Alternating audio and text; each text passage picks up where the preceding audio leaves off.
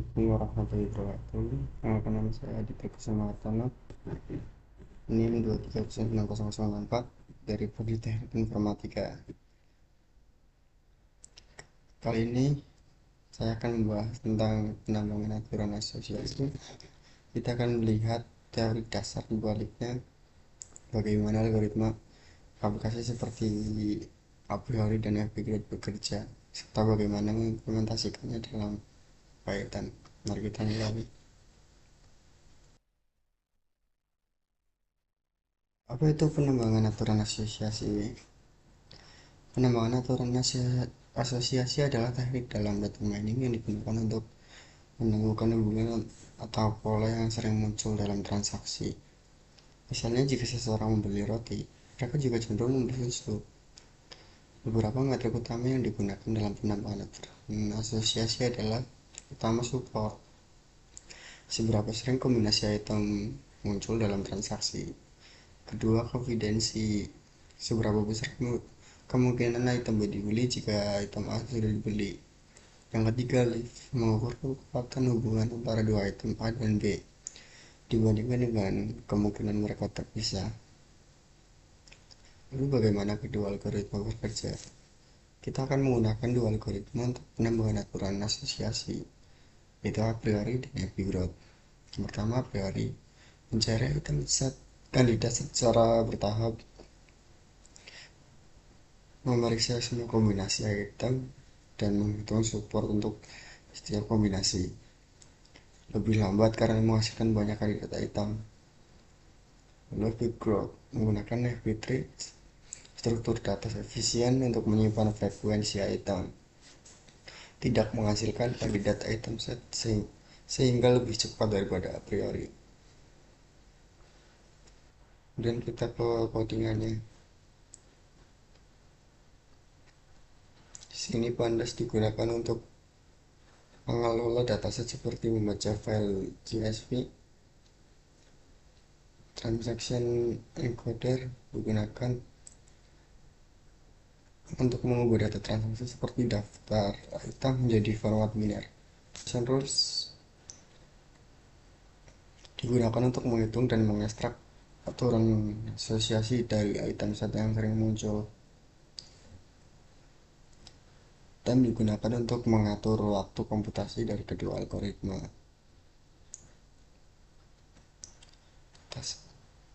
Dataset yang digunakan dibaca menggunakan pandas read. Dataset ini berisi transaksi pembelian yang kemudian akan diproses. Diproses split item, mengambil kolom item yang berisi transaksi berdasarkan koma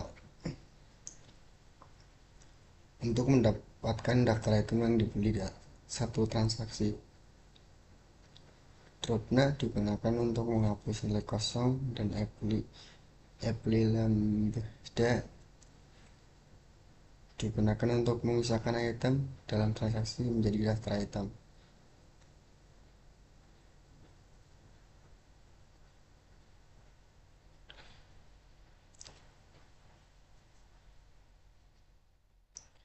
Transaction encoder digunakan untuk mengubah data transaksi menjadi bentuk matriks biner, di mana setiap kolom mewakili satu item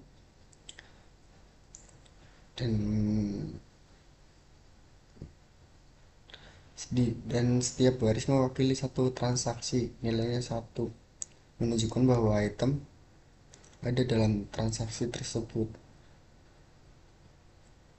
dan jika 0 jika tidak ada.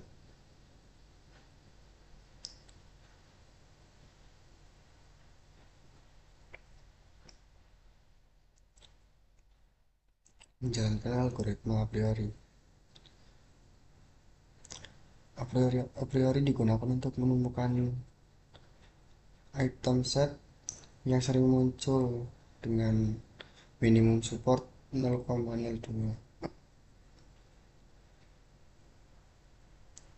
Association rules digunakan untuk menghasilkan aturan asosiasi berdasarkan metrik leaf dan ambang batas leaf 1,0. Waktu komputasi dihitung menggunakan fungsi time.time. Lalu menjalankan algoritma FP Growth.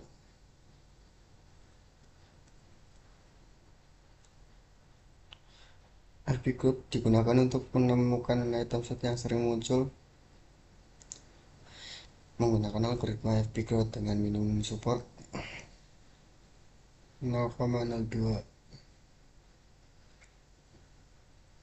Hasilnya kemudian digunakan untuk menghasilkan aturan asosiasi berdasarkan metrik leaf.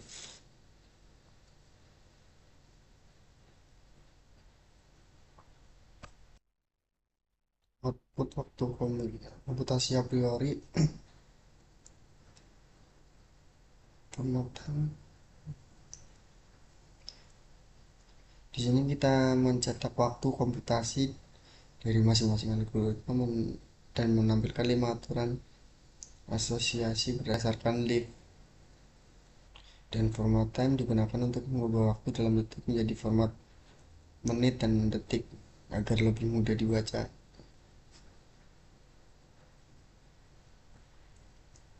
Dan di FP Growth juga sama.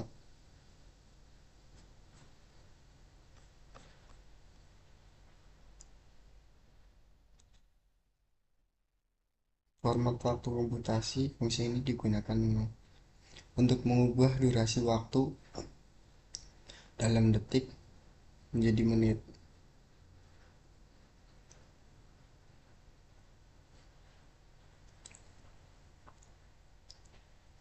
Dan ini output dari a priori. Dan ini juga output dari FP Growth. Kesimpulannya, a priori lebih sederhana, tetapi memerlukan banyak waktu karena harus menghasilkan banyak kandidat item set. Dan FP Growth lebih efisien dan cepat, terutama untuk dataset besar, karena menggunakan FP3 dan tidak perlu menghasilkan kandidat item set.